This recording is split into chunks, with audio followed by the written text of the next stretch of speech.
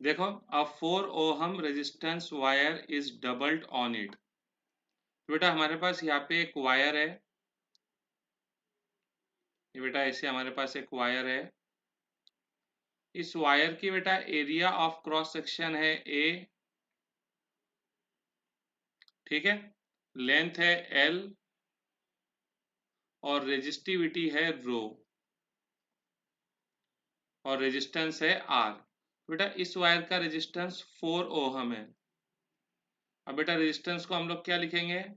Resistivity length upon area of cross section, ठीक है बेटा।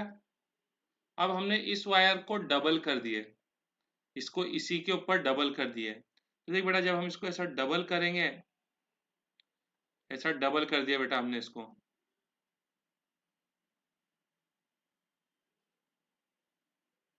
ऐसा डबल कर दिए। अब बेटा हमने इसको डबल कर दिए, तो इसकी लेंथ कितनी हो गई? डबल देखना बेटा इसको, ये जो वायर था जिसकी लेंथ एल थी, इसको डबल कर दे यानी खुद पे ही लपेट दे। जब तो इसको खुद पे लपेट देगा तो बेटा इसकी लेंथ कितनी हो जाएंगी? हाफ हो जाएंगी। यानी पहले एल थी तो अब कितनी हो गई? L/2 हो गई। एरिया ऑफ क्रॉस सेक्शन अब कितनी हो गई बेटा? Area of cross section double हो गई, 2a हो गई। तूने जब इसको डबल करा तो मटेरियल तो थोड़ा चेंज हुआ, तो इसकी रेजिस्टिविटी पहले रो थी, अभी भी रो है। और अब जो इसका रेजिस्टेंस है हमने उसको बोले आर डैश, तो आर डैश हो जाएगा रो।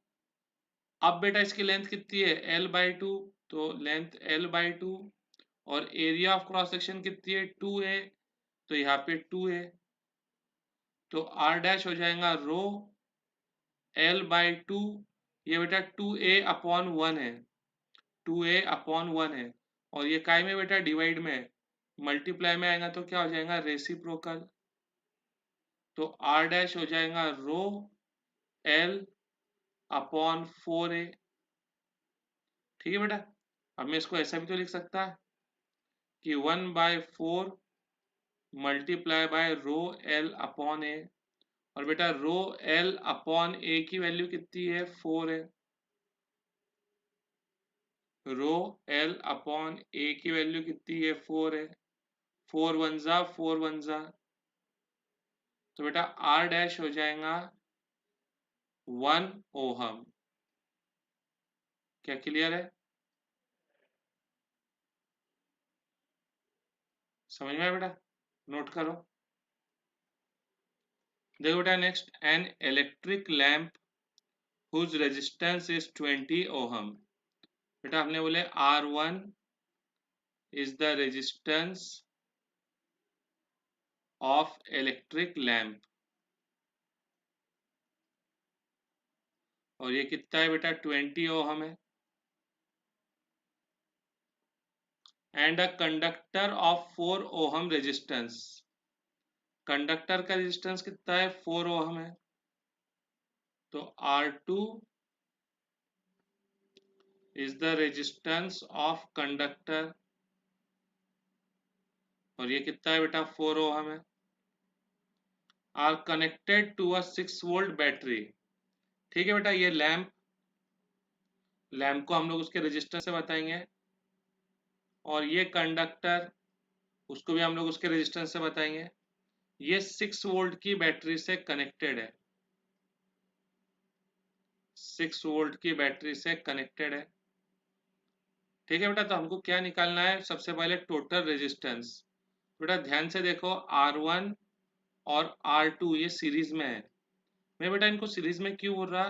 क्योंकि R1 और R2 का एक ही टर्मिनल कनेक्टेड है। ये देखो, ये R1 और ये R2, दोनों का एक ही टर्मिनल कनेक्टेड है। तो ये दोनों काय में है? सीरीज में है। R1 and R2 are in series. बेटा हम लोग अच्छे जानते हैं कि सीरीज में इक्विवेलेंट कैसा निकाला जाता है। तो मैंने बोला let R be the equivalent resistance of R1 and R2, ठीक है बेटा। तो सीरीज में हम लोग इक्विवेलेंट कैसा निकालते हैं? जो जो सीरीज में है उनको ऐड करके। तो बेटा R1 कितना है 20, R2 कितना है 4, तो R हो जाएगा 24 ओहम।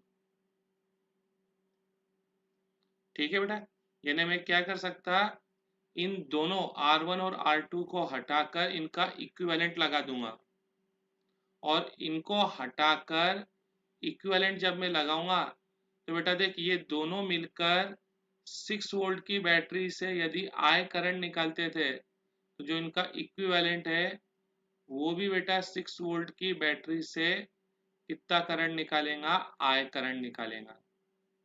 ठीक है, अब याले सर्किट को ओम्स लॉ लगाओ। तो बेटा याद करो ओम्स लॉ क्या है, ओम्स लॉ है potential difference equal current multiply by resistance. तो देखो बेटा इसके दोनों टर्मिनल देखना, ये जो रेजिस्टेंस है R, इसके दोनों टर्मिनल किससे कनेक्टेड है, बैटरी से। किससे कनेक्टेड है, बैटरी से। तो भाई जो जितने वोल्ट की बैटरी है वही इसका क्या हो जाएगा, पोटेंशियल डिफरेंस। यानी पोटेंशियल डिफरेंस हो जाएगा 6, करंट है I और रेजिस्टेंस है R। ठीक है बेटा, और R कितना है 24 है, ये 24 मल्टीप्लाई में यहाँ पे जाएगा तो डिवाइड में, यानी I हो जाएगा 6 1 जा 6 4 जा 1/4, और बेटा 1 को जब तुम 4 से डिवाइड करेंगे तो तुम्हारा आंसर आएगा 0.25, और करंट का SI यूनिट एम्पियर। ठीक है बेटा, तो दूसरा हमने करंट भी निकाल लिया, करंट थ्रू दी सर्किट। इसका मतलब बेटा सारे सर्किट का इक्विवेलेंट निकालो। ठीक है, सारे सर्किट का इक्विवेलेंट निकालो और उसको ओम्स लॉ लगाओ, उससे जो करंट आता वो कहलाता करंट थ्रू दी सर्किट, या तो फिर सारे रजिस्टर मिलकर बैटरी से जितना करंट निकालते हैं वो कहलाता करंट थ्रू दी सर्किट। अब potential difference across electric lamp and conductor. देख बेटा मैंने बोला कि जो इलेक्ट्रिक लैंप है इसके अक्रॉस पोटेंशियल डिफरेंस V1 है, और जो कंडक्टर है इसके अक्रॉस पोटेंशियल डिफरेंस कितनी है बेटा, V2 है।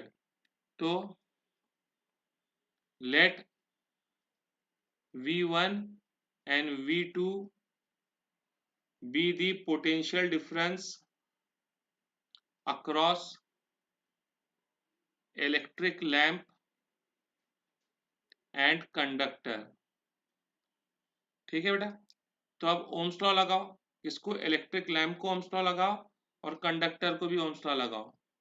तो देख बेटा इलेक्ट्रिक लैंप के अक्रॉस पोटेंशियल डिफरेंस कितनी है, तो इलेक्ट्रिक लैंप के अक्रॉस पोटेंशियल डिफरेंस है V1। अब देख बेटा यहाँ से कितना करंट निकला I, यहाँ पे भी कितना करंट I, यहाँ पे भी कितना करंट आया, क्योंकि बेटा ये सीरीज कॉम्बिनेशन है और हम जानते हैं कि सीरीज में करंट क्या रहता, सेम रहता। तो R1 और R2 सीरीज में है, तो अगर R1 से करंट I है तो R2 से भी करंट कितना रहेगा I। तो बेटा पोटेंशियल डिफरेंस इक्वल करंट, तो इलेक्ट्रिक लैंप में करंट कितना है I1 और उसका रेजिस्टेंस कितना है R1। इसी तरीके से कंडक्टर के अक्रॉस पोटेंशियल डिफरेंस कितनी है V2, कंडक्टर का करंट कितना है I और कंडक्टर का रेजिस्टेंस कितना है R2। ठीक है, तो देखो बेटा V1 इक्वल I कितना है बेटा, तो I है 0.25 मल्टीप्लाई बाय R1 कितना है 20, इनको मल्टीप्लाई करो 25 2 जा 50, ये एक जीरो, पॉइंट के बाद दो डिजिट है तो पीछे से दो नंबर के बाद डेसिमल पॉइंट, और 0.00 लिखने का कोई मतलब नहीं आता, तो ये हो जाएगा बेटा हमारा 5 वोल्ट। उसी तरीके से देख V2 इक्वल I कितना है 0.25, उसके बाद R2 कितना है 4, इनको मल्टीप्लाई कर तो V2 हो जाएगा 1 वोल्ट। क्या क्लियर है बेटा, नोट करो। देखो बेटा in the circuit diagram shown in a figure, suppose R1 R2 and R3 have the value 5 10 and 30 ohm। R1 है बेटा 5 ओहम, R2 है 10 ओहम और R3 है 30 ohm. which have been connected to a battery of 12 volt.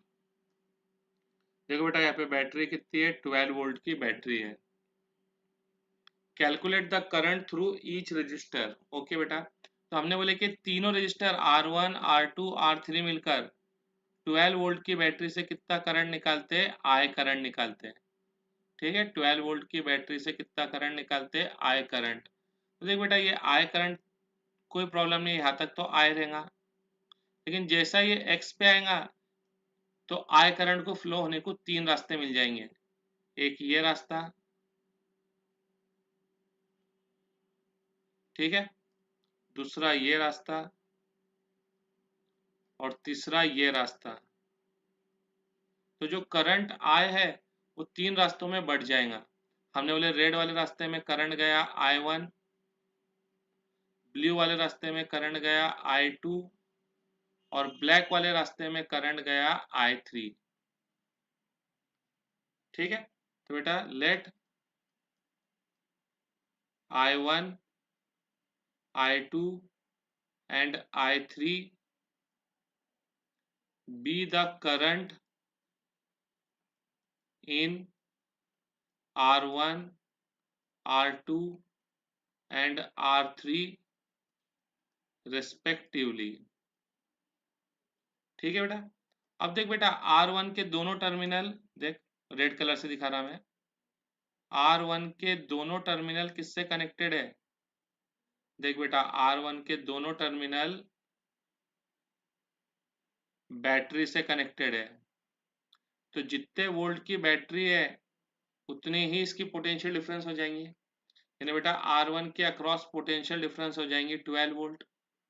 उसी तरीके से देख बेटा R2 को मैं ब्लू कलर से बता रहा, R2 के जो दोनों टर्मिनल है वो भी किससे कनेक्टेड है बेटा, बैटरी से कनेक्टेड है। ये देखना बेटा दोनों टर्मिनल किससे कनेक्टेड है, बैटरी से। तो जितने वोल्ट की बैटरी है उतनी बेटा उसके अक्रॉस क्या हो जाएंगी, पोटेंशियल डिफरेंस हो जाएंगी, यानी R2 के अक्रॉस पोटेंशियल डिफरेंस हो जाएंगे 12 वोल्ट। उसी तरीके से देख बेटा ब्लैक कलर से बता रहा, R3 की दोनों टर्मिनल भी किससे कनेक्टेड है, बैटरी से कनेक्टेड है। ठीक है बेटा, देखना दोनों टर्मिनल किससे कनेक्टेड है, बैटरी से कनेक्टेड है। तो जितने वोल्ट की बैटरी है उतनी उसकी क्या हो जाएंगी, पोटेंशियल डिफरेंस, यानी यहाँ पे पोटेंशियल डिफरेंस कितनी हो जाएंगी बेटा, 12 वोल्ट हो जाएंगी। ठीक है, तो हम लोग यहाँ पे लिख लेते हैं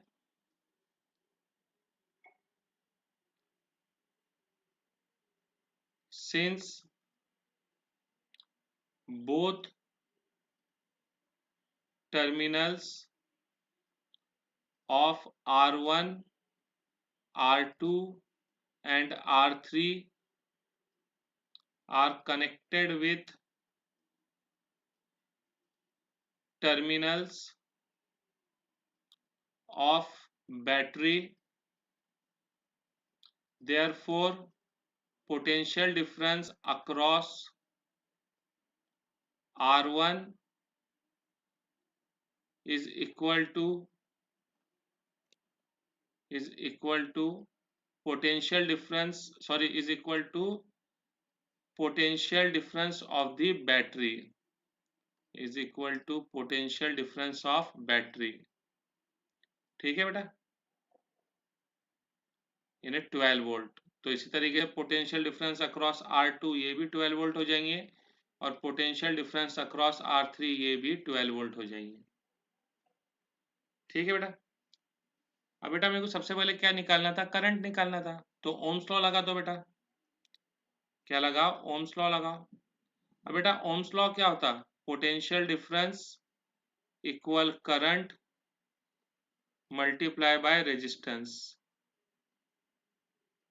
potential difference equal current multiply by resistance. तो बेटा R1 को ओम्स लॉ लगाओ, तो देखो R1 के अक्रॉस पोटेंशियल डिफरेंस कितनी है, 12। R1 का करंट कितना है बेटा, I1, और उसका रेजिस्टेंस कितना है बेटा, R1। ठीक है, करंट है I1, रेजिस्टेंस है R1। इसी तरीके से देखो बेटा R2 के अक्रॉस ओम्स लॉ लगाओ, तो R2 के अक्रॉस पोटेंशियल डिफरेंस कितनी है बेटा, R2 के अक्रॉस पोटेंशियल डिफरेंस है 12 वोल्ट। उसका करंट है I2 और रेजिस्टेंस है R2।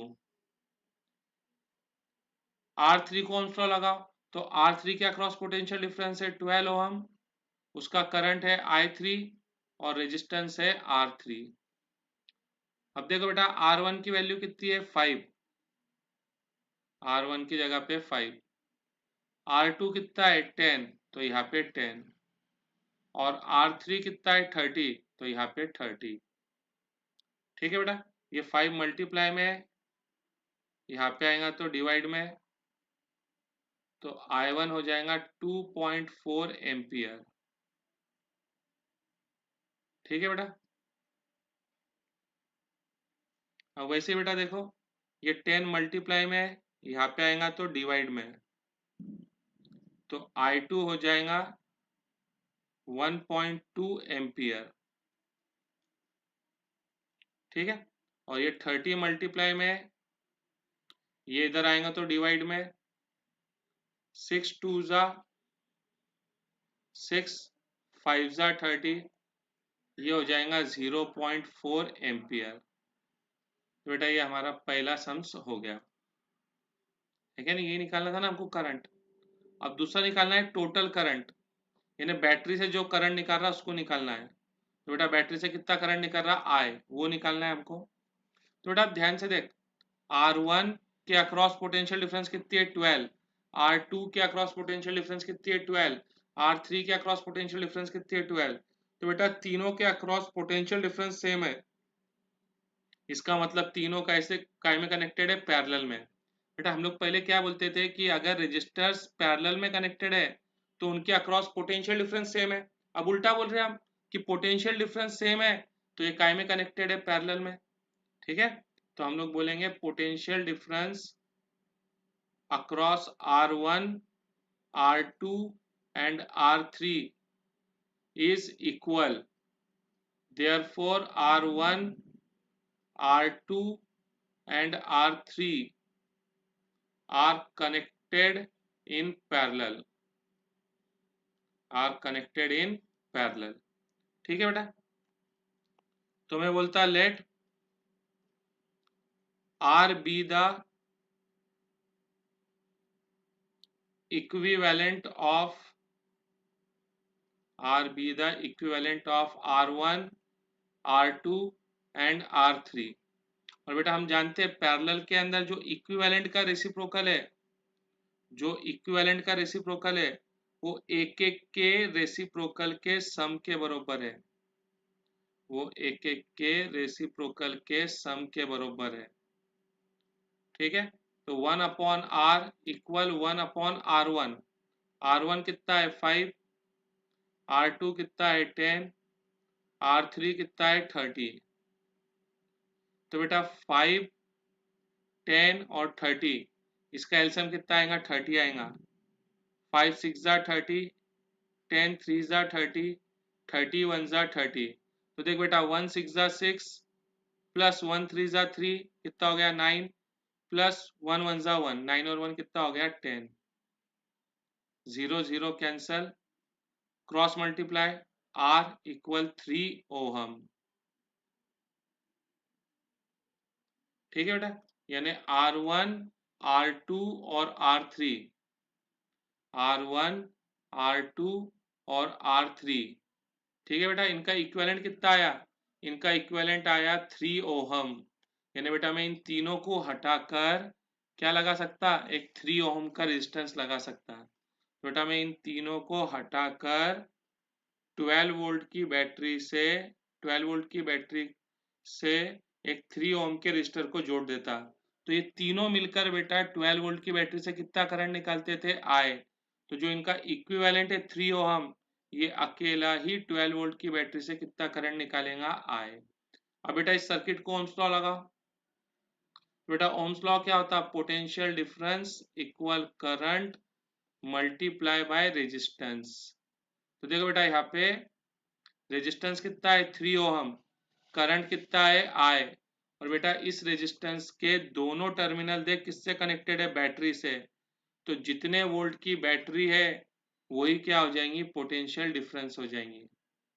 ठीक है, तो देखिए 3 मल्टीप्लाई में है, यहाँ पे आएगा तो डिवाइड में, तो बेटा I हो जाएगा हमारा 4 एम्पियर।